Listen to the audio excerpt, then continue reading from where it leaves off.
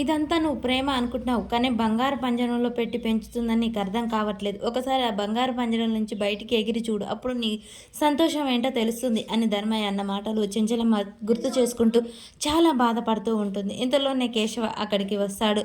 చెంచలమ్మ బాధను చూసి అక్కడే ఆగి ఇంత బాధపడుతుంది చెంచలమ్మ. అసలు తన పుత్రశోకంతో కుమిలిపోతున్న చెంచలమ్మని ఎలా ఓదార్చాలి?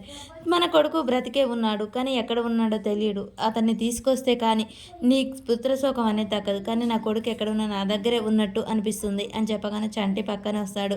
అయ్యగారు అని పిలవగానే ఏంట్రా అని చెప్తూ ఉంటుంది. చెంచలమ్మ కళ్ళి చూస్తూ అమ్మగారు పొద్దు నుంచి ఏమీ తినలేదు అయ్యగారు, కనీసం ఈ పాలన్న తీసుకెళ్ళి ఇవ్వండి అని చెప్పగానే ఇప్పుడు మీ అమ్మగారు ఏమి తినరు, ఏమీ తాగరు, తను చాలా కోపంగా ఉంది, ఎవరు చెప్పినా వినరు, నీకు అర్థం కాదులే వెళ్ళు చంటి అని చెప్పేసి అనగానే సరే అయ్యగారు అని బయటికి వెళ్తాడు.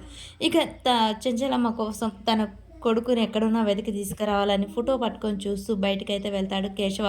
బయటికి వెళ్ళి ఎక్కబోతూ ఉండగానే చంటి వచ్చి అయ్యగారు అయ్యగారు ఆగండి, ఎక్కడికి వెళ్తున్నారు? ఉదయాన్నే టిఫిన్ చేయలేదు, కాఫీ తాగలేదు, ఎక్కడికి వెళ్తున్నారు అయ్యగారు అనగానే ఒక ముఖ్యమైన పని మీద బయటికి వెళ్తున్నాను రా అని చెప్పేసి అనగానే సరే అయ్యగారు మీరు ఫస్ట్ టిఫిన్ చేసి వెళ్ళండి, ముఖ్యమైన పని అంటున్నారు కదా, మళ్ళీ మధ్యలో ఆకలి వేస్తే ధ్యాస మొత్తం ఆకలి మీద ఉంటుంది, ఆ పని మీద ఉండదు, కాబట్టి మీరు టిఫిన్ చేసి వెళ్ళండి అని చెప్పేసి అనగానే లేదురా నేను ఇప్పుడు అర్జెంటుగా వెళ్ళాలి అని చెప్పి బండెక్కబోతూ ఉండగా నా ఫోటో జారి కింద పడిపోతుంది. చంటి అయ్యగారు ఉండండి నేను తెస్తాను అని చెప్పేసి ఆ ఫోటో దగ్గరికి అయితే వెళ్తూ ఉంటాడు. అలా ఫోటోని చంటిని చూపిస్తూ ఉంటారు. చంటి వెళ్ళి ఆ ఫోటో పట్టుకోగానే కేశవ్ దగ్గరికి వస్తాడు.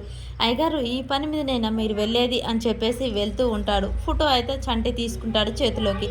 అలా ఫోటోని తిప్పి చూడబోతుండగానే కేశవ్ తీసుకుంటాడు.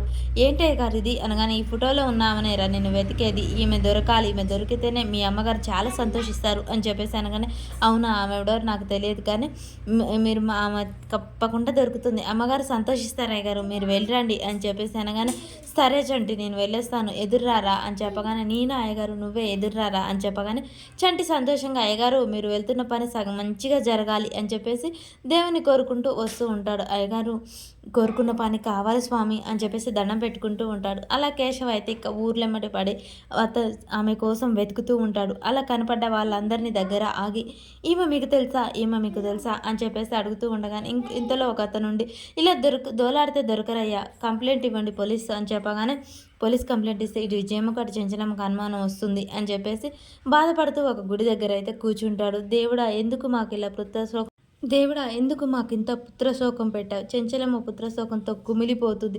ఎవరో బిడ్డని మేము పెంచడం ఏంటి 25 ఏండ్లు, తను చనిపోవడం ఏంటి, మా కన్న బిడ్డ బ్రతికే ఉన్నాడని ఇప్పుడు తెలవటం ఏంటి, కన్న బిడ్డ కోసం ఇలా నేను ఊర్లెమ్మడి పడి బ్రతకడం ఏంటి స్వామి, మాకెందుకు ఈ శిక్ష వేశావు? నేను ఏ జన్మలో ఏ పాపం చేశాను స్వామి, మమ్మల్ని ఇలా కుమిలిపోయేలా చేశావు, ఆమె నా బిడ్డను ఎత్తుకపోయిన ఈ మనిషి కనపడేలా చేయి స్వామి, నీకు దండం పెడతాను, నా కొడుకు ఎక్కడ ఉన్నాడో జాడ తెలిసేలా చేయి, నా చెంచలమ్మ పుత్రశోకంతో బయటపడేలాగా చేయి స్వామి అని చెప్పేసి అక్కడే ఉన్న గుడి మెట్ల మీద కూర్చొని కేశవ్ అయితే ఏడుస్తూ చాలా దుఃఖంతో కుమిలిపోతూ ఉంటాడు. మరి ఈలోపే తన వెతకబోయే మనిషి వచ్చి కనబడుతుందా, అసలు ఏం జరుగుతుంది అనేది నెక్స్ట్ వీడియోలో తెలుస్తుంది.